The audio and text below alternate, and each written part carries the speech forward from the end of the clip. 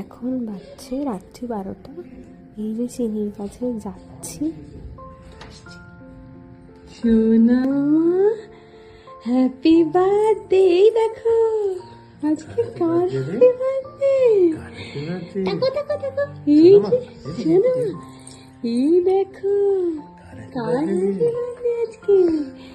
Happy birthday কে খাবে?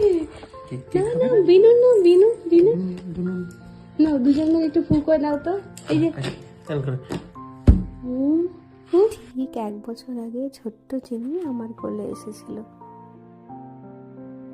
চিনি খুব শান্ত, তো তাই ওকে এক জায়গায় রাখাই যাচ্ছে না, কি ছটফট করে যাচ্ছে দেখতে পাচ্ছ। যাই হোক, এই ছোট্ট কেকটা তারপরে কাটানো হলো। ছুরি নিতে এত ভয় লাগে ওর কাছে, বাধ্য হয়ে চামচ দিয়ে কাটাতে হচ্ছে।